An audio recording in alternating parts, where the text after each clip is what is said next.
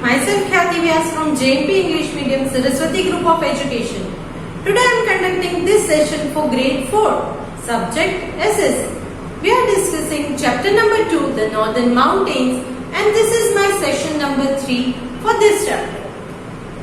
So kids, in our previous sessions, that is session 1 and session number 2, we have already completed the discussion regarding the Himalayas, northern mountains किसे कहते हैं, that is Himalayas. When we also discussed that in Himalayas we are having 3 different ranges.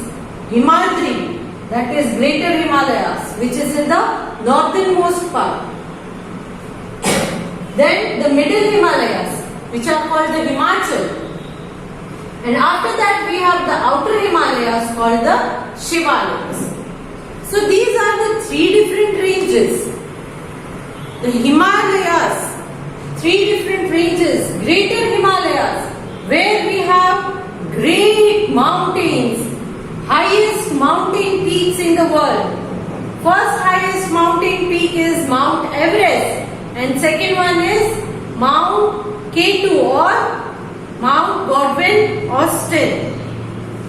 And then after that in Himachal, these mountains in Himadri, Greater Himalayas, they are totally covered with snow throughout the year. Correct? And when these snow melt during summer, they form water, and this water flow down as rivers. And this slow moving river of ice is called a glacier. Then we also discussed that river Ganga, Indus, Yamuna, all these rivers start from this melted ice. And from which glacier does river Ganga take birth or originate? Yes, from the glacier known as Gangotri. And river Yamuna originates from the glacier which is Yamunotri.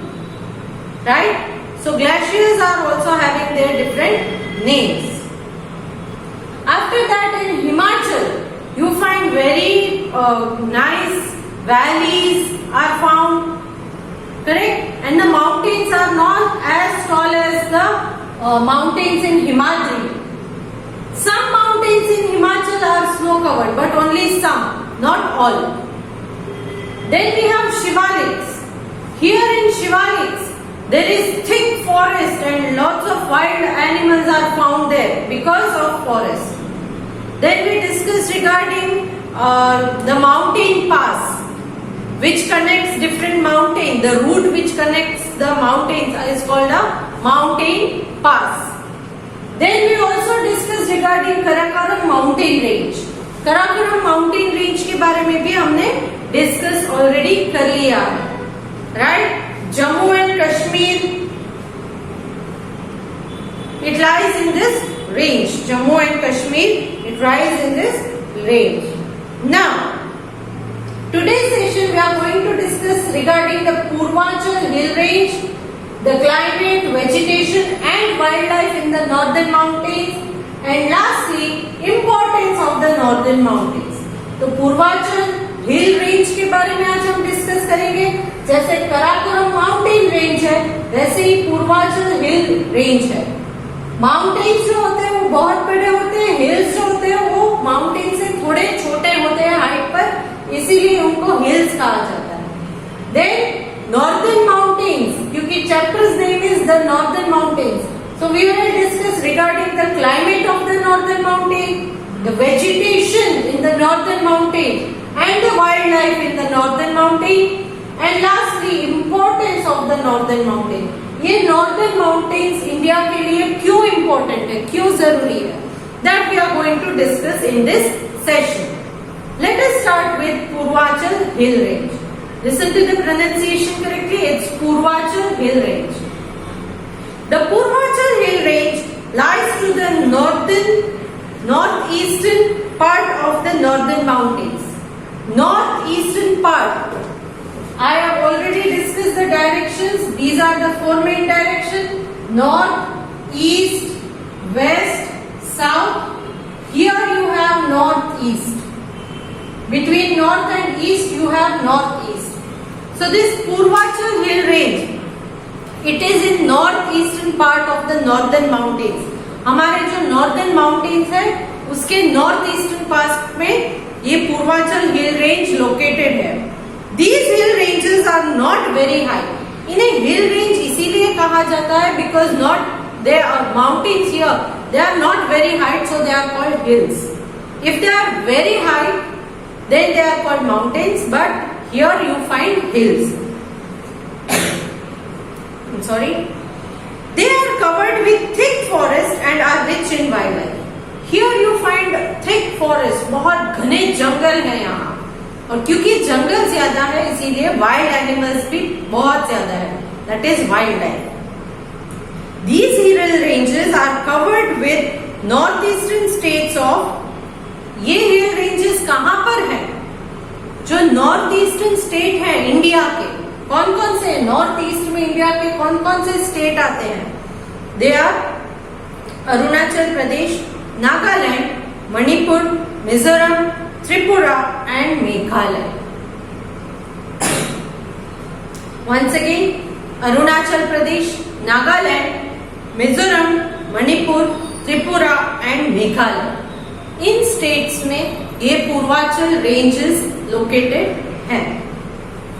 So this was regarding the Purvanchal hill range. Now talking about the climate in the northern mountains. Northern mountains का climate कैसा होता है? You already know कि जैसे जैसे हम किसी height वाली जगह पर जाते हैं वैसे ठंडी पड़ने लगती है. Many of you might have visited Mount Abu, right? So you might have observed that the temperature here in the place where we are living is bit higher, and when you go to Mount Abu you might feel a little pleasant if it is summer or cold if it is winter. Mount Abu जब जाते हो तो थोड़ा आपका वहाँ का temperature एकदम pleasant होता है. अगर समर में जाते हो तो प्लेजेंट मतलब जिससे हमें मजा आओ. करेक्ट? गर्मी नहीं लगती है, ठंडी भी नहीं लगती है, प्लेजेंट होता है. और अगर ठंडी के सीजन में जाते हैं माउंट आबू तो compare to our place there you will find more cold. वहां पर ज्यादा ठंडी लगती है. तो ये इसीलिए है क्योंकि माउंटेन्स हाइट पर होते हैं तो वहां ठंडा ज्यादा होता है climate. Clear? So now let's discuss the climate of northern mountains. तो अब समझ में आ गया होगा कि नॉर्दर्न माउंटेन्स तो सारे के सारे माउंटेन्स ही है तो ठंडे ही रहेंगे. Right? So let's see. The northern mountains have a major effect on the climate of our country. हमारे पूरे कंट्री के ऊपर नॉर्दर्न माउंटेन्स का बहुत ज्यादा इफेक्ट दिखता है. कैसे? They form the barrier for the monsoon winds. Monsoon winds जो है उनके लिए एक बैरियर, रुकावट बन जाता है. कैसे? कि इंडिया के नीचे जो ओशियंस है, Arabian Sea, Bay of Bengal, Indian Ocean, India के नीचे की तरफ, साउथ की तरफ, यहाँ से जो क्लाउड्स पानी भर भर के आते हैं और इन पानी भरे हुए क्लाउड से पूरे इंडिया में बारिश होती है. तो ये क्लाउड्स अगर विंड के साथ ब्लो होकर इंडिया से बाहर चले जाएंगे तो इनमें से जो पानी मिलता है due to rain, India will not get that. तो वो इंडिया को नहीं मिलेगा. बट ये नॉर्दर्न माउंटेन्स क्या करते हैं? वो बैरियर बन जाते हैं और इन क्लाउड्स को विंड के साथ ब्लो नहीं होने देते. वो वहां पर रुक जाते हैं, क्लाउड्स को रोक देते हैं. They will not allow them the monsoon winds to blow away from India. India से दूर मॉनसून विंड्स को नहीं जाने देते. They act as a barrier, रुकावट. बैरियर मतलब रुकावट की तरह एक्ट करते हैं. They also cause heavy snowfall in some of the places located in this region. और इनकी वजह से, नॉर्दर्न माउंटेन की वजह से जो वहां पर क्लाउड्स होते हैं और क्लाउड्स में से जब बारिश होती है तब ठंडी की वजह से इन बारिश का पानी जो है वो बर्फ में चेंज हो जाता है. आपने देखा होगा कि when you freeze the water it turns into ice. तो northern mountains are having extremely cold temperature. Correct? Extremely cold weather they have. तो उस एक्सट्रीम ठंडी की वजह से जो इन क्लाउड्स में से बारिश गिरती है ना, पानी, it will also turn into snow, ये स्नो में कन्वर्ट हो जाता है और इस वजह से स्नोफॉल होता है वहां पर। नॉर्दर्न माउंटेन्स में बहुत स्नोफॉल होता है। The region in the Greater Himalaya witness extreme cold. जो ग्रेटर हिमालयास है, हिमाद्री, यहाँ पर एक्सट्रीमली कोल्ड क्लाइमेट होता है, बहुत ठंडी ज्यादा होती है। During winter the temperature dips below the freezing point. जो नॉर्मल वाटर की फ्रीजिंग पॉइंट होती है, जिस टेम्परेचर पे वाटर फ्रीज होना स्टार्ट हो जाता है, उससे भी कम कभी कभी टेम्परेचर होने लगता है। The middle Himalayas, greater Himalaya extremely cold, now middle Himalayas और the Himachal, they have summer temperature of around 17 degree Celsius. वहां पर समर में टेम्परेचर 17 डिग्री तक होता है। People visit the mountain valleys and hill station during summer to enjoy the pleasant weather. तो यहाँ पर समर सीजन में पूरी वर्ल्ड में से लोग घूमने के लिए जाते हैं, क्योंकि यहाँ का टेम्परेचर बहुत प्लेजेंट होता है और यहाँ की वैलीज भी बहुत ब्यूटीफुल होती है। प्लेजेंट टेम्परेचर मतलब neither it is too hot nor it is too cold, so they enjoy the pleasant climate there. The Shivaliks, जो outer Himalayas है, Shivaliks. The Shivaliks are at the height of 1250 meters above the sea level. जो हमारा sea level है ना, water level, उससे कितनी height पर है? 1250 meters हाइट पर। These mountains are not very cold. यहाँ के माउंटेन्स बहुत ज्यादा कोल्ड नहीं होते हैं, but they get heavy rainfall. But rainfall heavy होती है क्योंकि यहाँ ये ग्रेटर हिमालयास क्लाउड्स को आगे नहीं ब्लो होने देते हैं।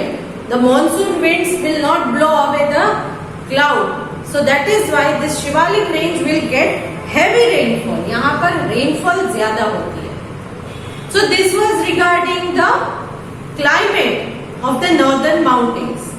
Now let's discuss the vegetation. यहाँ बारिश ज्यादा है तो of course vegetation भी होगी, ज्यादा plants grow होंगे, but greater Himalayas में snow covered area है, तो क्या snow में कुछ भी vegetables grow कर सकते हैं हम? No. So now you have the general idea कि vegetation किस टाइप का होगा। Let's look into that. There is sparse vegetation in the greater Himalayas. Greater Himalayas में ज्यादा vegetation नहीं है. These include shrub, mosses, lichens and wildflowers like blue poppies and edelweiss. यहाँ पर बहुत सारा vegetation नहीं होता है, grow हो पाना बहुत difficult है because the land is covered with snow almost throughout the year. That is why only some shrubs, mosses is kind of grass you can say, lichens and wildflowers grow होते हैं. The natural vegetation of the middle Himalayas. Middle Himalayas का vegetation कैसा है? It consists of pine, oak, poplar, walnut, spruce, fir, cypress, juniper and birch. कुछ grasses और कुछ trees जिनके names यहाँ पर दिए गए हैं, सिर्फ ये यहाँ पर ग्रो हो पाते हैं, that is in the middle Himalayas. This region has many orchards. Orchards means बागीचे, मैंने आपको एक्सप्लेन किया था वोकैबुलरी में, ऑर्चार्ड्स, राइट? जो फ्रूट ट्रीज के बागीचे होते हैं उन्हें ऑर्चार्ड्स कहते हैं। So here in the middle Himalayas you find many orchards of, कौन से ट्री होते हैं? Apple, plum, peaches, pears, cherries and almonds. इन सारे फ्रूट के ट्रीज यहाँ पर बहुत सारे पाए जाते हैं या बहुत सारे ग्रो होते हैं, अच्छे से ग्रो होते हैं। The forest area of the Tarai region of the outer Himalayas have been cleared to grow crops. यहाँ तराई रीजन मतलब शिवालिक रेंज जो है, outer Himalayas that is Shivalik range, वहां सबसे नीचे के जो पार्ट होते हैं, तराई रीजन जिसको बोलते हैं, माउंटेन के सबसे नीचे का पार्ट तराई, यहाँ पर एग्रीकल्चर के लिए क्रॉप्स ग्रो करने के लिए उन्होंने फार्मिंग की है। किस टाइप की farming? So this type of farming is called terrace farming. Slopes को, माउंटेन के स्लोप्स जो होते हैं ना, for example this is a mountain, ये एक माउंटेन है, तो इस माउंटेन के इस स्लोप को कट करके इस तरह से स्टेप्स में कन्वर्ट कर देते हैं। व्हाई? क्योंकि अगर यहां पर बारिश होती है तो क्या होगा, पानी फ्लो होके नीचे आ जाएगा। बट अगर ऐसे स्टेप्स है, see for example here if you are having steps, तो क्या होगा, पानी का फ्लो स्लो डाउन हो जाएगा क्योंकि यहाँ फ्लैट लैंड एरिया है, तो सीधे पानी फ्लो होके नीचे नहीं चला जाता, पानी फ्लो स्लो हो जाता है और इसलिए यहाँ पर एग्रीकल्चर, फार्मिंग बहुत अच्छे से हो पाती है। So this type of farming is called terrace farming and you find the crops like rice, sugarcane and wheat are grown here. Vegetation of this region consists of कीकर, साल, teak and बबूल। ये सारे ट्रीज है, कीकर, साल, बबूल and teak, ये सारे ट्रीज भी यहाँ पर ग्रो होते हैं। बाकी क्रॉप्स जो ग्रो होते हैं वो टेरेस फार्मिंग के थ्रू ग्रो होते हैं। I have explained to you what type of farming is terrace farming. I have also shared a picture of terrace farming to you in the vocabulary. So now talking about the wildlife. Forest area बहुत सारे हैं तो wild animals भी बहुत सारे होंगे. So which wild animals are found there? Yaks, goats, snow leopard, musk deer, wild sheep are some of the wildlife of the northern mountains.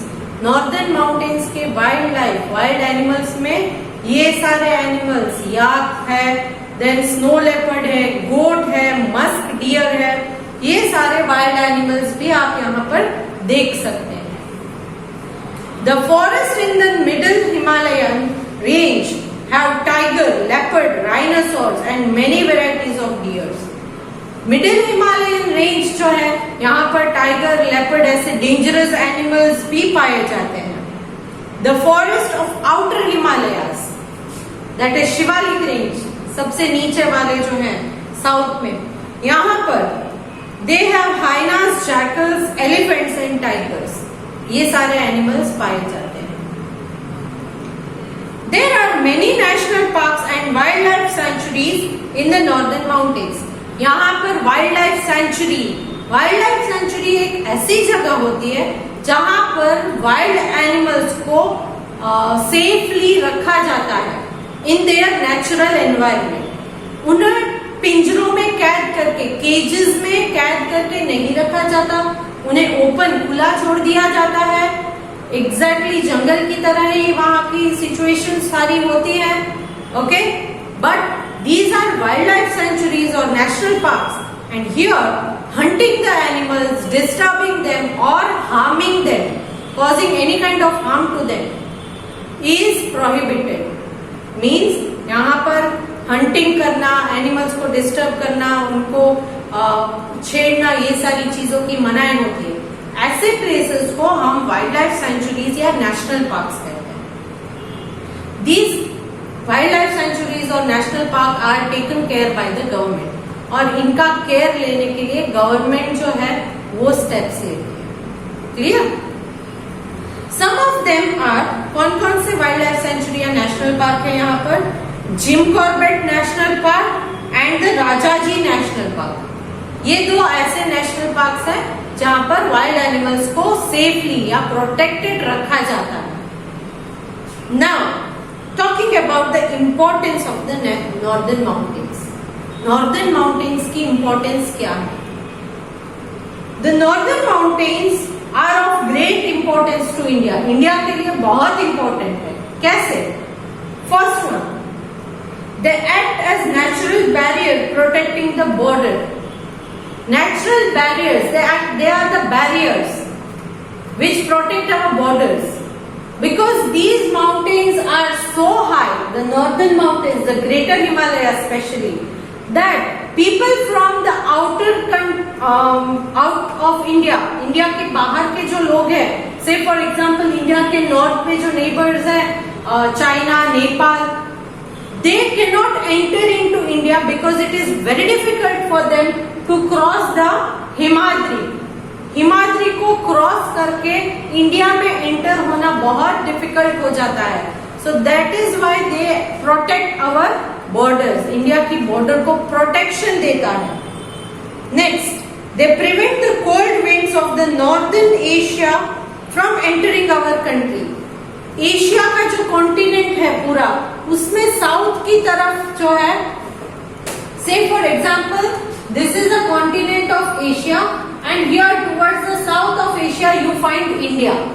तो Asia के नॉर्थ ईस्ट साइड से यहाँ से जो कोल्ड विंड ब्लो होकर आती है वो इंडिया में एंटर नहीं हो पाती है because of these mountains. Northern mountains वहां बैरियर है, वहां पर रुकावट है, इसीलिए cold wind from north Asia can not enter into India. अगर ये इंडिया में एंटर होती तो इंडिया बहुत ज्यादा ठंडा हो जाता.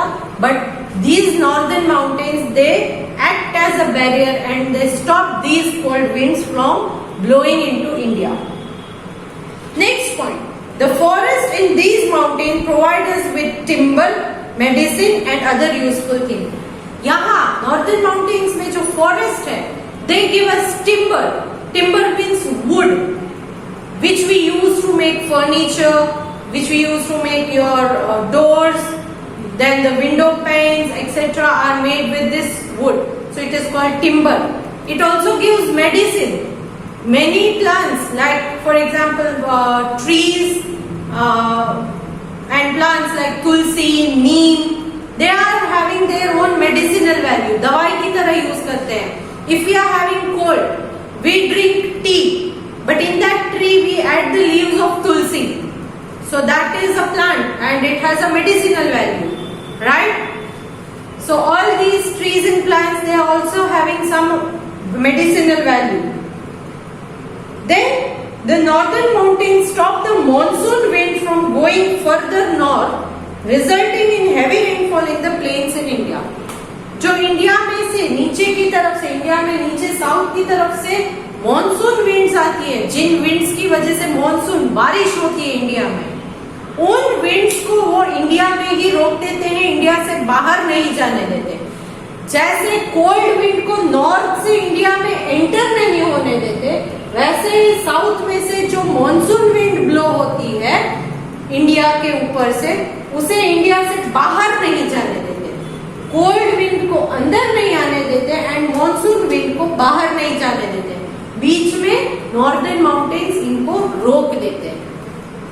Then lastly, several rivers originate in these mountains.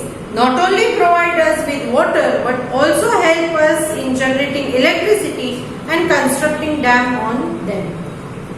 तो यहाँ नॉर्दर्न माउंटेन्स में जो स्नो मेल्ट होता है, they flow down as glaciers and then become the rivers.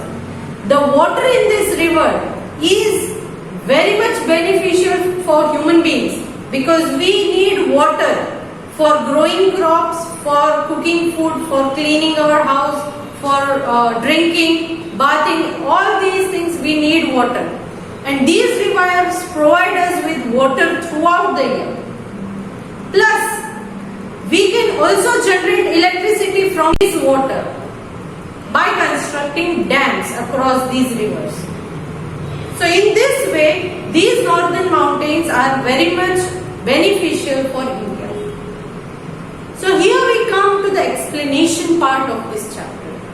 We learned everything regarding northern mountains, and I hope you are clear about the concept of northern mountains now.